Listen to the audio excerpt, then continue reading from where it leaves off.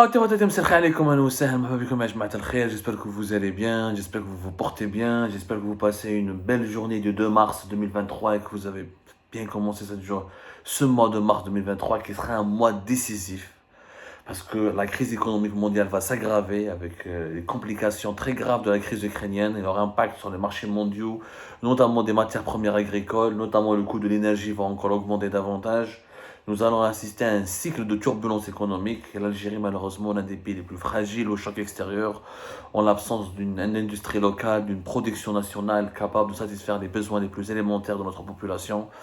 Nous allons nous retrouver à subir des tempêtes sur le plan socio-économique et nous allons en parler durant tout le mois de ce mars 2023, le mois qui va d'ailleurs abriter le Ramadan entre le 21 et le 22 mars 2023, هذا رمضان الكريم حيكون parmi les ramadans les plus compliqués. Mais ce n'est pas le sujet du jour. Le sujet du jour, يا جماعة, c'est le constat d'un gâchis. Un gâchis. Nous avions l'habitude de parler de la fuite des cerveaux en Algérie. La fuite des cerveaux est un vieux sujet qui remonte aux années 90.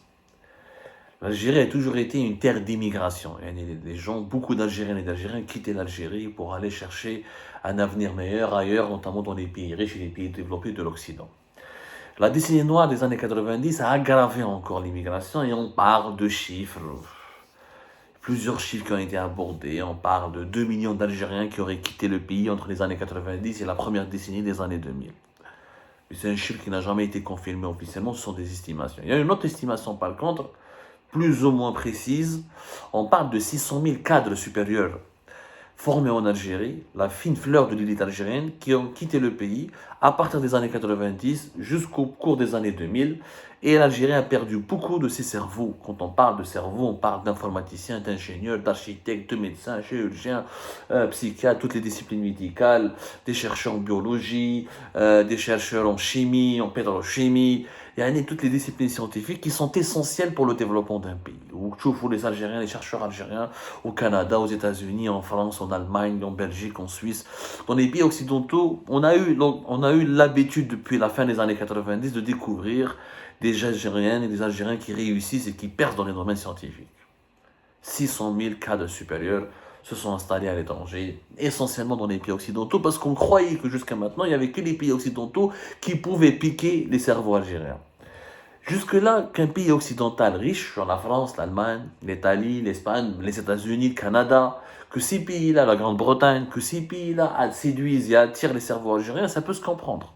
Ce sont des pays beaucoup plus civilisés que l'Algérie, entre guillemets civilisés dans le terme de développement industriel et scientifique, beaucoup plus développés, beaucoup plus riches, avec un niveau de vie qui peuvent offrir un niveau de vie, un confort matériel, une qualité de vie nettement supérieure à ce que l'Algérie pourrait proposer d'ici 100 ans à ses compatriotes. Il y a une différence au niveau de la richesse matérielle, du confort matériel, au niveau du développement scientifique et humain entre l'Algérie et les grands pays occidentaux de un siècle. Ça peut se comprendre.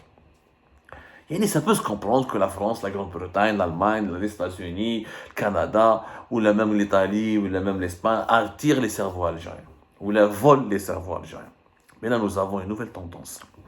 C'est que les cerveaux algériens, maintenant d'autres pays arabes, musulmans, des pays qui ne sont pas des pays occidentaux, qui ne sont pas forcément plus riches que nous, qui ne sont pas forcément plus puissants que nous, qui ne sont pas forcément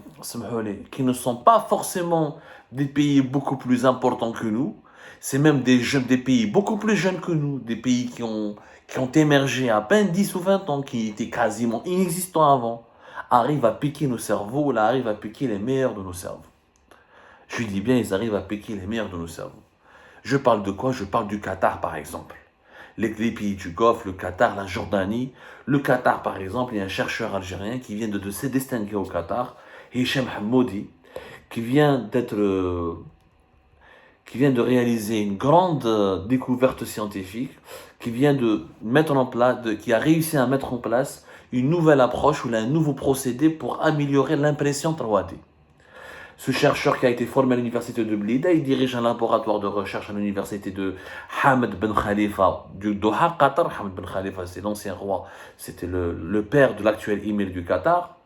Et cet Algérien vient d'être distingué, d'être reconnu par la communauté scientifique mondiale dans son domaine-là pour avoir inventé un procédé révolutionnaire qui est en train de défrayer la chronique et qui va être expérimenté dans de grandes universités américaines, notamment au fameux Massachusetts Institute of Technology, le MIT de l'université de Harvard de Boston, qui est l'institut le plus moderne, le plus avancé au monde, le plus,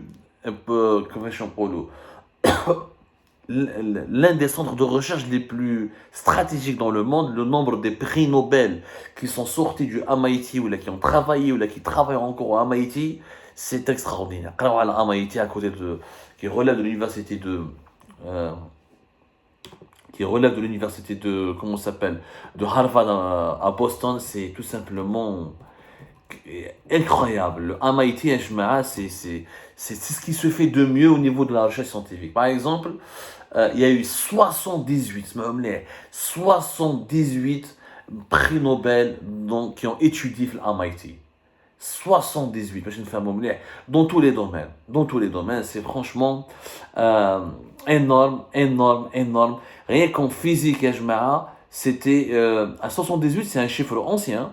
Le chiffre le plus actualisé, celui de 2019, 87 prix Nobel, dont 32 prix Nobel rien qu'en physique. C'est tout simplement impressionnant, Yajma'a.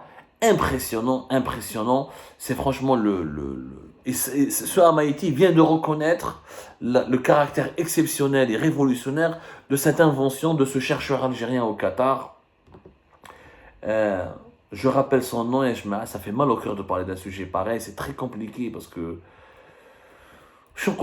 que ce chercheur algérien soit Hicham Hamoudi, que Hicham Hamoudi, si c'était exilé aux États-Unis, je peux comprendre. Si c'était exilé au Canada, je peux comprendre. Si c'était exilé en Italie, ou là en France, ou là en Allemagne, Grande-Bretagne, je peux comprendre. Mais Yanis, le Qatar, il existe que depuis 1971. Le Qatar, il y a 10 ans, il y a 20 ans à peine, El Bouagui ou la Beskra ou la Malabalish ou la Tougourt était plus développé que le Qatar. C'était un désert. Les Qataris sont à peine 400 000 personnes. Tout le reste de la population, ce sont des étrangers. Le Qatar, il vient d'émerger. L'Algérie a le pétrole que le Qatar a le gaz que le Qatar a. Donc, on a le Qatar à la belle, parce que beaucoup d'entre vous, je précède les critiques, mais à Abdou, tu mélanges, le Qatar a maintenant est devenu une référence. Et non, il est devenu une référence parce que nous sommes restés enfermés dans notre sous-développement, nous n'avons pas atteint dans notre sous-développement. Nous avons encore plus d'atouts que le Qatar, on aurait pu faire nettement mieux que le Qatar. Alors, c'est un article du journal Gulf News, voilà, بالعربيه en anglais وجامعة حمد بن خليفة في قطر elle a fait un long communiqué explicatif qui parle de cette invention. Alors d'abord quelques éléments biographiques بالك على notre chercheur algérien. Il a vraiment une biographie très très riche parce qu'il a obtenu un diplôme يجمع. Voilà, laissez-moi juste, voilà. Il est diplômé, donc il a été formé à Betna. Il a été formé à l'université de Betna, mais il a fait de grandes études à l'étranger. Il a d'abord commencé par un doctorat en chimie de l'université de Paris 11 essai, à Paris, en 2009. Ensuite, il a fait plusieurs formations à l'étranger. Il s'est distingué, il s'est fait remarquer au Japon. Il a travaillé au Japon. Il était chercheur au Centre international pour les jeunes scientifiques. Notamment au niveau du Centre international de nanotechnique des matériaux au sein de l'Institut national des sciences des matériaux au Japon. Donc il a travaillé au sein de l'Institut national des sciences des matériaux au Japon, notamment au niveau du Centre international des nanotechniques des matériaux. Il a déjà plus de 30 publications dans diverses revues scientifiques internationales. C'est un grand chercheur et malheureusement l'Algérie ne profite pas du tout.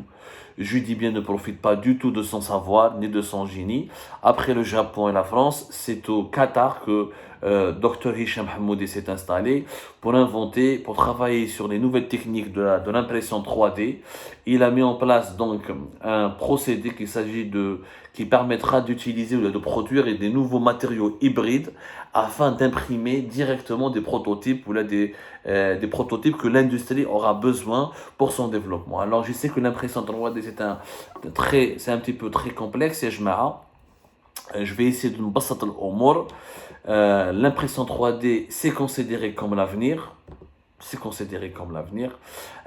Parce que la technique de l'impression 3D, elle est devenue capitale et stratégique et indispensable pour le développement de l'aérospatiale, la construction, l'automobile, l'agroalimentaire, l'industrie pharmaceutique, l'industrie électronique. Donc, c'est hyper très recherché. L'impression 3D, la plus simple, c'est un procédé c'est un procédé qui permet de transformer un prototype digital qu'on va dessiner en 3D en un objet physique. Voilà. Grosso modo, c'est une technologie d'avenir qui permet donc notamment aux industries de numériser leur processus industriel et d'aller vers un développement technologique très avancé. Donc, plusieurs travaillent à l'impression 3D, c'est vraiment l'avenir. On parie beaucoup sur l'impression 3D parce qu'on estime qu'elle est là pour aider à démocratiser l'accès aux objets technologiques les plus révolutionnaires ou là à la fabrication, l'industrie, on parle même de l'industrie 3.0. Parce que 3.0, c'est l'industrie qui fonctionne essentiellement pas avec des machines et des fours qui pour la révolution industrielle, l'industrie classique, mais avec les nouvelles technologies. Donc, grosso modo, l'impression 3D, c'est une technique, qui est un procédé de fabrication qui permet de créer des pièces en volume par une matière de couches successives. Voilà, c'est une technique. Donc, il s'agit essentiellement, retenez ça, d'imaginer des prototypes en digital pour ensuite les imprimer et ça devient un objet physique. Notamment, elle est utilisée pour les concepts, les prototypes et les produits finis de l'industrie.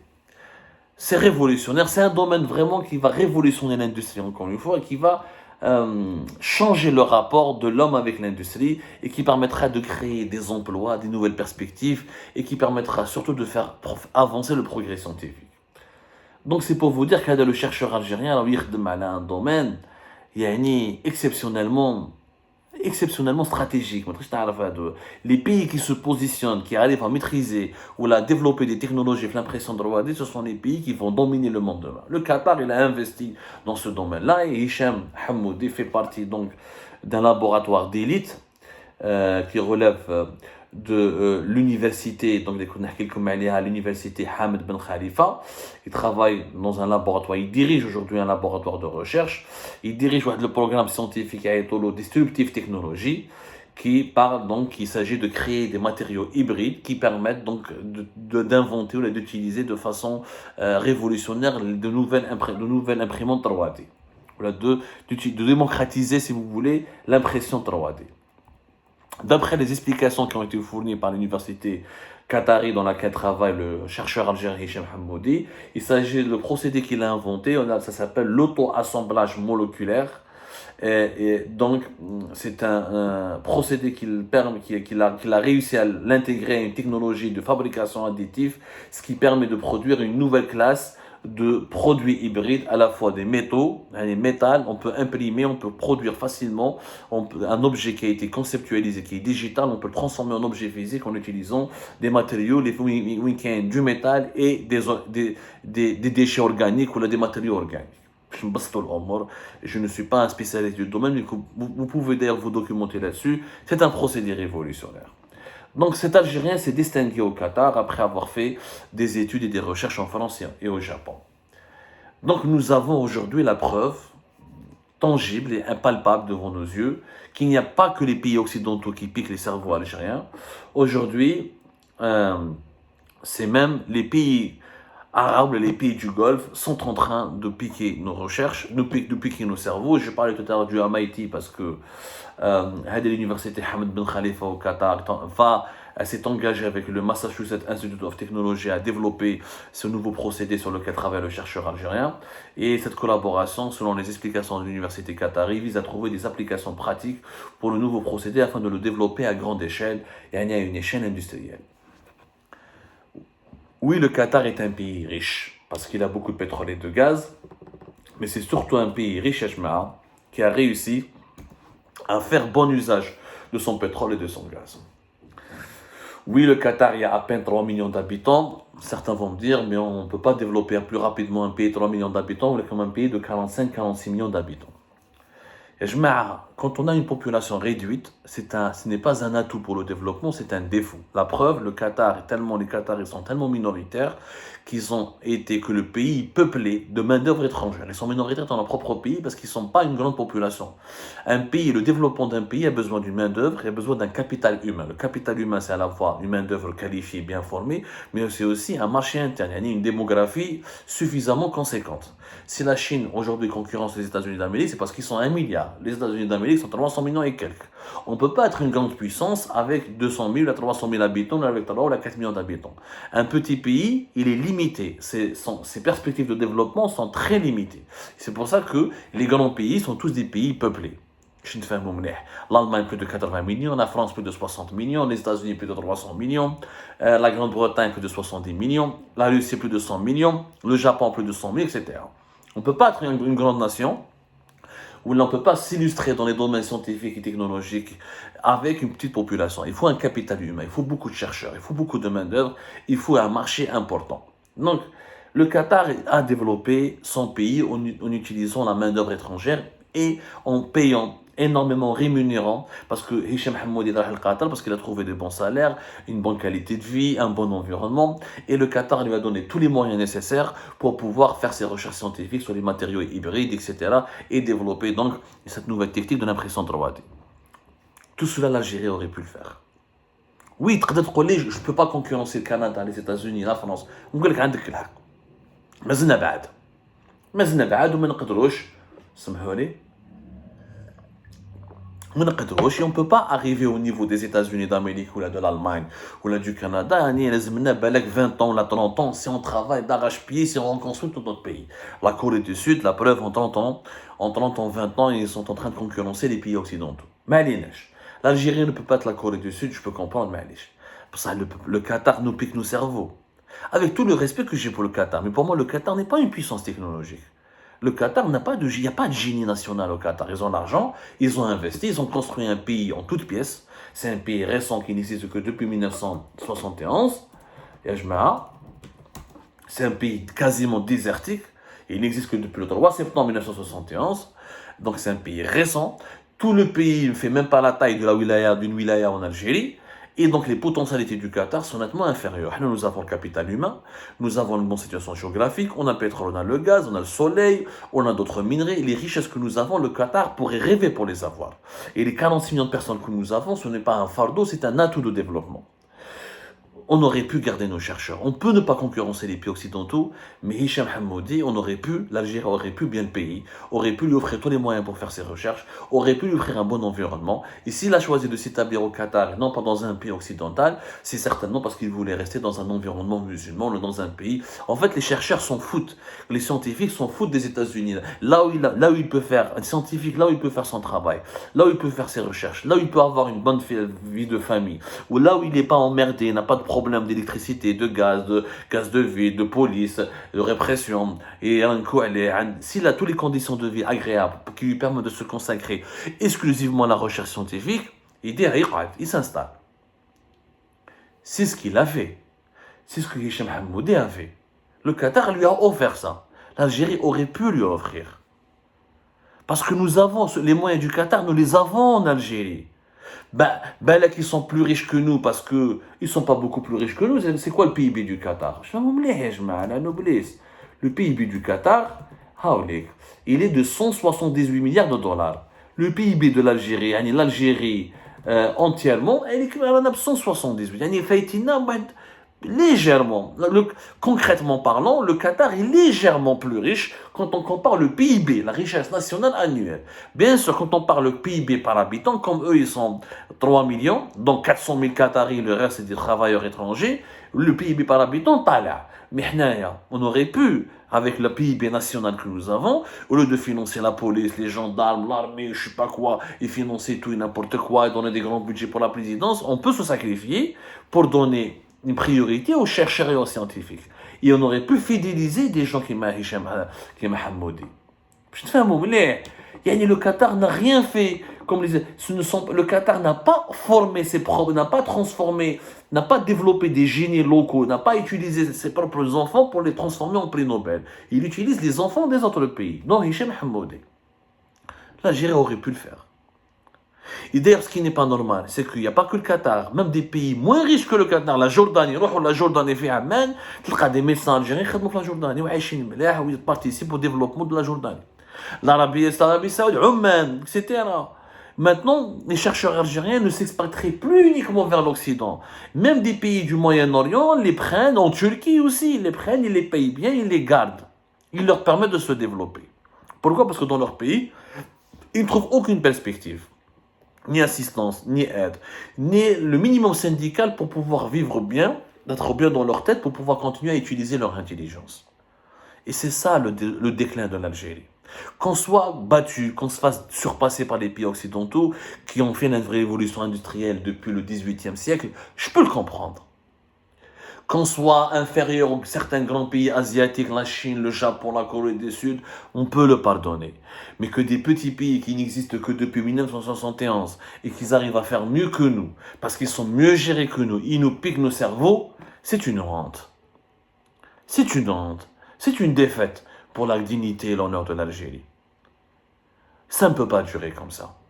Vraiment, ça ne peut pas durer comme ça. Et je pense que l'exemple de Hicham Hamoudi devrait nous inciter tous à accélérer le changement dans notre pays et à bâtir un nouveau pays qui offre à ses génies, à son intelligentsia, l'opportunité de rester encore.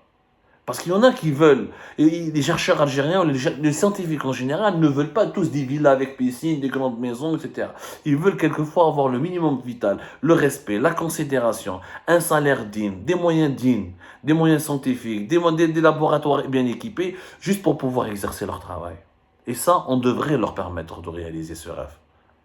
Il est temps de se réveiller, Jma. Sinon, aujourd'hui, après les pays occidentaux, ce sont les pays du Moyen-Orient qui vont assurer leur développement en volant nos propres cerveaux et en privatisant notre propre matière grise. C'est malheureux, mais c'est un constat qu'on ne peut pas démentir.